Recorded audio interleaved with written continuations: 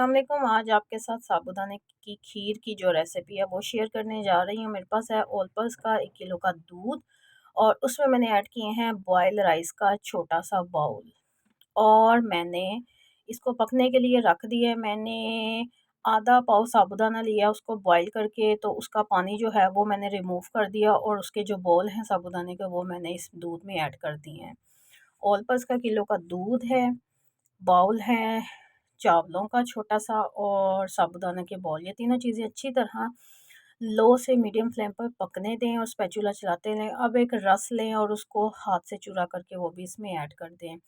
ये खीर चूँकि बहुत ज़्यादा फ़ायदेमंद है बच्चों के लिए और एक हट के चीज़ हो जाती है और इसके जो ये हड्डियों को बहुत ज़्यादा फ़ायदा देगी, आपकी कमर की जो पेन है वो भी इससे बहुत ज़्यादा फ़र्क उसको पड़ेगा। अब ये अच्छी तरह जब पक जाए, पकाई इसकी होती रहे, इसमें अब ऐड करनी है चीनी। जब ये तीनों चीज़ें अच्छी तरह से पक के थोड़ी-सी मिक्स क्वांटिटी में आ जाएँ तो मैंने इसमें 4 से 5 चम्मच डाले हैं चीनी के। आप अपने टेस्ट के अकॉर्डिंग इसमें कम या ज़्यादा कर सकते हैं।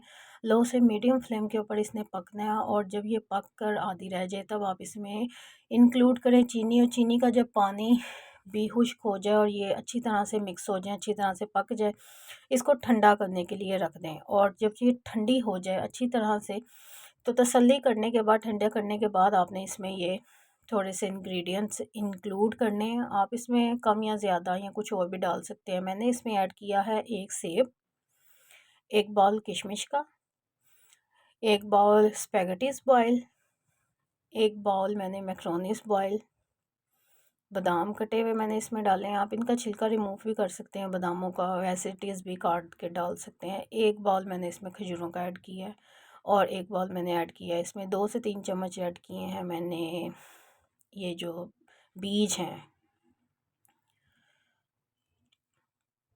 और इनको अच्छी तरह से किया है मिक्स। और मिक्स करने के बाद आप इसको ठंडा करें और उसके बाद इसको एंजॉय करें। और ये बहुत ही मज़ेदार सी साबूदाने की खीर की रेसिपी आप ट्राई कीजिएगा और बताइएगा मुझे कमेंट्स में।